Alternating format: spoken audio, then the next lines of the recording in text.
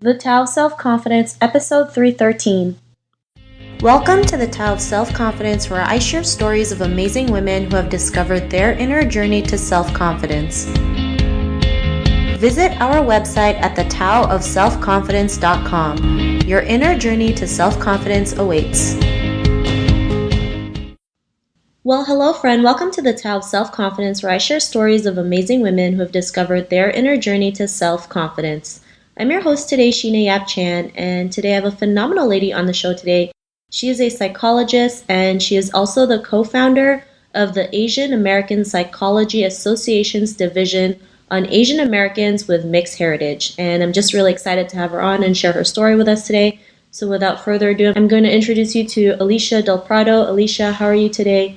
Maybe you can fill in a little bit more about yourself to our listeners. Oh, great. Thank you, Sheena. I'm doing really well and really honored and excited to be talking with you today. As you've said, I am a psychologist, and specifically, I'm a counseling psychologist. I have a private practice in Berkeley, California, and I also work at the Wright Institute, where I'm a tenured associate professor there. Awesome. Well, thanks for sharing that, Alicia. And what's your cultural background? I identify as biracial. I'm Filipina and Italian, born and raised in the San Francisco Bay Area. And I'm really proud to be an American and also feel very connected to both my Filipino and Italian heritage. My Filipina identity is really important to me, especially because my fraternal grandmother, who immigrated to Daly City, California from the Philippines, helped raise me. And so that's really an important part of who I am. Awesome. Well, thanks for sharing that, Alicia. And it's great because I'm currently in the Philippines, and I love this country. I mean, everything that it has to offer, and I think we always have to remember where we came from, whether it's our home country, our heritage, our culture. So it's something to always celebrate. So thanks for sharing that. And what's your favorite self-confidence quote? Yes, I have quite a few. The one that I really wanted to share today was actually from, well, it was, I think, kind of made famous by that movie, A Clea and the Bee, by Marianne Williamson. And it says, "Our deepest fear is not that we are inadequate. Our deepest fear is that we are powerful beyond measure. It is our light, not our darkness, that most frightens us. We ask ourselves, who am I to be brilliant, gorgeous, talented, fabulous? Actually, who are you not to be? Your playing small does not serve the world." Thanks for sharing that. And, that's a favorite quote, especially I love that part, like when you said your playing small doesn't serve the world, which is so true, right? So many women out there, especially women of Asian, descent, like they always feel like they're not worthy enough or they're not capable of going out there and doing the things that they love. And this is, one of the reasons why I created this, to show them what's possible, to show them that there's just women out there just like me and you who just go out there and do it regardless of, we get scared too. I mean, like if people think we're nuts and stuff, but we just go ahead anyways. So, I really love that quote that you mentioned. And, what was, in your own words, how would you define self-confidence? It's interesting because with the word self-confidence, it has the emphasis of singular entity or an individual. And I think that's an important part of it. But I also think there's a collective part of self-confidence that I think does connect to a lot of collectivist cultures and a lot of Asian cultures as well. So for me, self-confidence means being comfortable with myself, strengths and flaws, beauty marks and blemishes. I think it takes a lot of courage to embrace one's own whole self. And when you're able to do that for yourself, I think the world notices, which I think connects to the self-confidence quote that we were just talking about too. And I think for myself, a really important part of me is my personal history, but also my familial history. So I think that, as you were talking about being proud, I think that being proud of my past is crucial to being confident in the present. And I hope for other people that can be true too.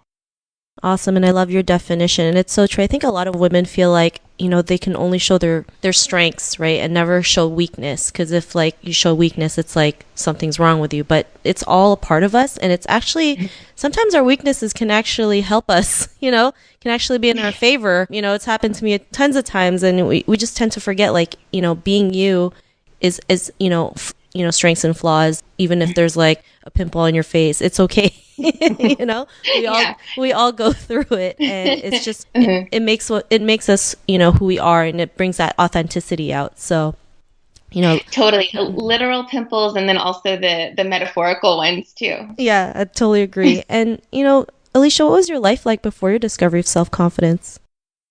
Well, as a young girl, I was pretty self-confident and self-assured. And then I think, which is common for a lot of young women and girls around like the age 12, 13, that's when I started to experience more self-doubt.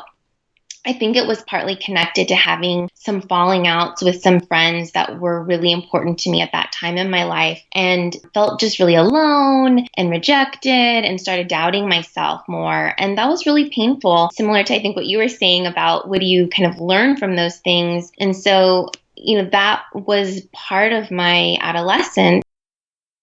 Thanks for sharing that. And I think it's something that we all go through, especially at that age. It's like, you know, your body changes, you hit puberty, you know, you start discovering things that you never knew, you know, existed, and things start to pop out. You know, it's just like this whole new stage in your Yeah. life. And, you know, especially when we have friends, you know, who start telling you, oh, you shouldn't do this or do that or don't look this way. It's like then we start, Right. you know, start getting afraid of like what other people might think of us. And it's all part of the process. But, you know, for you, what was that time in your life when you realized that, you know, you could take that self doubt away or kind of lessen it? Or, you know, what was that aha moment where your confidence just like, you know, kind of just like went through the roof? Yeah, I mean, I think it took quite a while. I mean, I think that just, through education, through school, like high school and college, I feel like I had kind of like little moments that helped me kind of, I guess, lean into my own power as a woman. But I think the one that really stands out was actually in my early 20s, where I had a really, really bad breakup. I was with that boyfriend for like almost a decade and then found out that he was cheating on me. And to add to the drama, he also was going to be a dad with one of the people that he cheated with. And so it was really, at the time, felt like it was like this crazy alternative universe and nightmare. And so it was really painful. And I felt like there was like literally a big hole the size of like a pizza in my body at the time when I found out.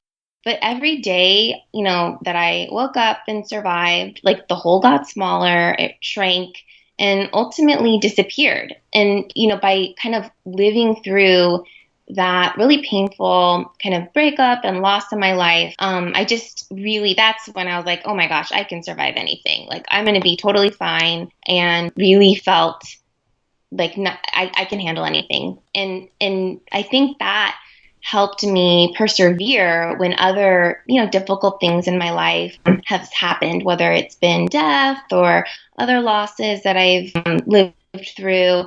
I think my faith in knowing I can get through this and I'm going to be okay.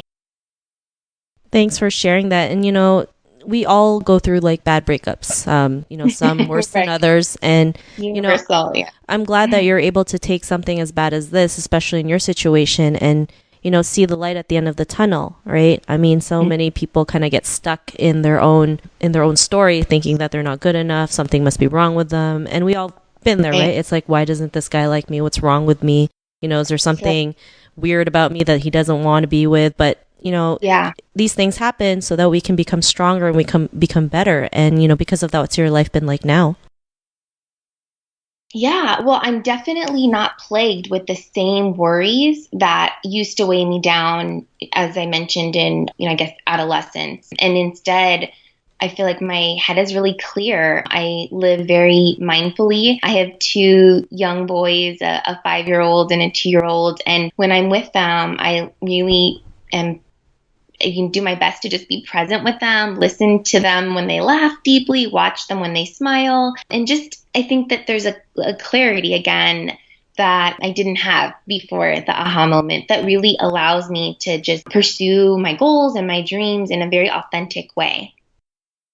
Thanks for sharing that. And I love how you mentioned that, you know, you can, you know, serve and live in an authentic way, because I think sometimes it's what's really missing in this world, that authenticity, just learning to just, you know, be vulnerable, learning to be the real you and not care what other people think. Because especially, you know, growing up as an Asian woman, we've been bombarded with these standards that are really like Yes. impossible to keep up with. And, they're just somebody else's standards. No one's really set it in stone. So I'm really glad that you mentioned that. And to the woman who's listening to your episode, she may be in her own journey of self-confidence. What would be that one tip you would give to her?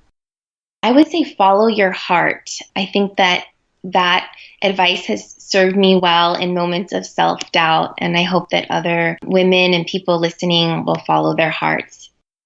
That's a great tip. And I always believe that follow your heart, right? I mean, sometimes our head gets us into these like crazy, analysis paralysis where we don't end up doing anything. Yeah. But Yes. but when you know something feels right, you just go ahead and dive in, even if you have no clue what you're doing, even though if you don't know where it's going to go, it's going to lead you to that right path. So thanks for sharing that great tip. And if our listeners wanted to get to know a little bit more about you and what you do, is there any links or social media profiles we can connect with? Definitely. I have website www.drdelprado.com, and you can also find me on Twitter and on LinkedIn. Thanks for sharing that. And to our listeners, if you want to connect with Alicia, you can also head on over to the taoofselfconfidence.com and search for Alicia's name. Her show notes will pop up along with everything else we talked about. And I just want to thank Alicia for taking the time to share her story with us on self-confidence. So thank you so much. Thank you so much, Sheena. It's really a pleasure to talk to you. Not at all. It's an honor to have you on the show and share your story. So to our listeners, be on the lookout for another new episode of another amazing woman's journey to self-confidence, and we'll talk to you soon. Bye for now. Bye. Thank you for tuning in to another amazing episode of the Tao of Self-Confidence. Get your free audiobook by visiting our website at thetaoofselfconfidence.com. Your inner journey to self-confidence awaits.